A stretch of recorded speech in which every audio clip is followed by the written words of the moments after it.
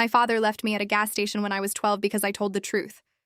I spent that night behind a dumpster in my brother's baseball hoodie, counting headlights and waiting for my family to come back. They never did. For 19 years, I believed that was the whole story. Then, just days before my brother's wedding, I discovered something that made what happened even worse. My parents had come back that night. They had seen the gas station. They had looked for me, and they still drove away. My name is Paige Mercer, and I was 31 when an ivory envelope arrived at my apartment in Columbus. Inside was my brother Caleb's wedding invitation and a handwritten note from my mother. "All is forgiven, come home." I stared at those words, unable to understand how the people who abandoned a 12-year-old girl could possibly believe they were the ones doing the forgiving. By then, I had built a life without them. I was a pediatric nurse, married to Daniel, a man who had never once made me wonder whether he would come back for me. My grandmother Margaret had raised me after that terrible night. She gave me a home and one rule that shaped my entire life. In her kitchen, telling the truth was never a crime. My childhood had looked perfect from the outside. We lived in a small Ohio town where everyone knew everyone, and reputation mattered more than honesty. My father, Ray, was respected at church. My mother, Brenda, organized church events. My brother, Caleb, was the local baseball star. I was the quiet 12-year-old who asked questions adults wished I would stop asking. Then my father lost his job. The bills piled up, but my parents pretended everything was fine. A few weeks later, Caleb played an important baseball game in Fort Wayne. After the game, the parents planned a restaurant celebration. My mother tried to explain why our family could not join them. I simply told the truth. Dad says we cannot afford it because the truck payments are behind. The parking lot became silent.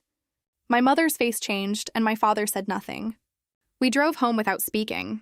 About 80 miles from our house, my father pulled into a gas station on Route 30 and told me to get out and stretch my legs. I thought we were stopping for a few minutes. Instead, he looked at me through the window and told me that if I wanted to act like a grown woman, I could find my own way home. Then the truck started moving. Caleb threw his baseball hoodie through the window, and I grabbed it as the truck disappeared into the darkness. I waited because I was certain they would turn around. They never did. I found a payphone and called Home Collect. The operator asked my father if he would accept the call. He refused. His only response was that I needed to learn a lesson. That night, I slept behind the dumpster with my knees tucked inside Caleb's oversized hoodie. I counted trucks to stay awake. Every time headlights slowed, I thought they had returned. Every time they drove away, I started counting again. At sunrise, a gas station employee named Loretta found me. She gave me chocolate milk and an egg sandwich and called the sheriff. My parents told authorities a completely different story. They claimed I had wandered away after an argument and refused to come home. My grandmother Margaret did not believe them. She drove to the station, took me home, and eventually became my legal guardian. My parents signed the paperwork rather than face an investigation. Nana raised me differently. She taught me that I would never be punished for telling the truth, and that nobody in her house would ever make me earn my place at the table. I grew up, became a nurse, married Daniel, and built a peaceful life. Nana remained my greatest source of strength until she died. Then Caleb called. He apologized for the years of silence and admitted he had always been told that I had chosen to live with Nana. When I asked what he remembered about the gas station, his answer changed everything. He remembered our father saying they would come back. He remembered being told I only needed a scare. So I drove back to the gas station. The building had changed, but the layout was almost the same.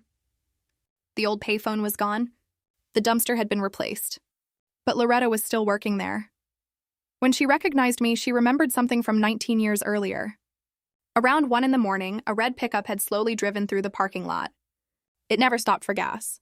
It simply rolled past the pumps as if someone inside was searching for something. There was a woman in the passenger seat. My mother, my parents had come back. They had driven 80 miles through the night to the exact place where they had abandoned me. They had looked around the parking lot. Then they drove away again. That was when I understood the truth. They had not forgotten me. They had chosen to leave me. I told Daniel everything. For the first time, I stopped protecting my parents from the consequences of what they had done. Then came the wedding. At the rehearsal dinner, my parents performed their perfect family story.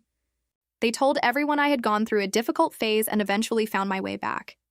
My mother warned me not to bring up the past at the wedding. That was when I realized why they wanted me there. They did not need their daughter. They needed their family picture to look complete. The wedding reception was held at the Whitmore Orchard, with nearly 200 guests under strings of lights. My father stood before everyone and talked about family, forgiveness, and how happy he was that everyone had finally come together. Then he looked at me. He told the guests that I had gone through a difficult time, found my own path, and eventually returned to the family. Then he raised his glass. All is forgiven. Everyone applauded. I sat quietly with a polite wedding toast inside my purse. Then Caleb stood and took the microphone. He asked me to say a few words. I walked to the front. My mother grabbed my wrist beneath the table. My father watched me carefully. 200 people were waiting for a sweet family speech. Instead, I placed my prepared toast on the table. My name is Paige Mercer, I said. 19 years ago, I was 12 years old when my father left me at a gas station 80 miles from home. The room went silent. I told them about the baseball game, the restaurant, the truck, the rejected phone call, the dumpster, and the hoodie Caleb threw through the window. I told them about Loretta and the grandmother, who gave me a real home. Then, I told them the part nobody expected. My parents came back around 1 a.m. They knew I was there. They looked for me and they still drove away. Turned toward my father.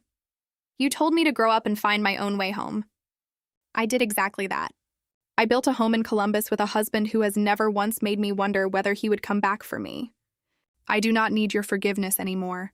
Then, I looked at Caleb and Madison. I hope your children grow up knowing that the truth is always welcome at their table. My father suddenly stood. That is enough. His voice echoed through the barn. We do not tell family business, and everyone understood what that meant. He did not deny my story. He was angry because I had told it. Madison walked over and hugged me. Caleb joined her, crying openly. The perfect family picture had finally cracked. I walked outside without screaming or looking back. My mother followed me and accused me of destroying the family. I looked at her and felt something I had not felt in 19 years. Peace. I told her, Mom, this family did not die at the wedding. It died 19 years ago at a gas station. I am just the person who finally told everyone where it happened. Then Daniel and I drove home. There was no magical apology afterward. My parents never truly admitted what they had done. They created another version of the story and told people I had overreacted. But I stopped caring. Caleb stayed in my life. Madison became my sister in every way that mattered. Thanksgiving eventually came to my house, where we sat around a small table with good food, bad jokes, and no pretending. My brother's old baseball hoodie still sits on my bookshelf beside my nursing books and Nana's crossword dictionaries. The letters are cracked now, but I keep it because it reminds me of the night everything changed. My family drove away that night, but I did not stay. Lost. I found my way home, just not to them. Found my way home to myself. And after 19 years, I finally understood something. Home is not the place where people tell you to come back. Home is the place where you can tell the truth and still have a seat at the table. My parents spent 19 years controlling the story of what happened to me. At my brother's wedding, I finally took that story back, and the most powerful part was not watching my family fall apart. It was realizing that I no longer needed them to put me back together.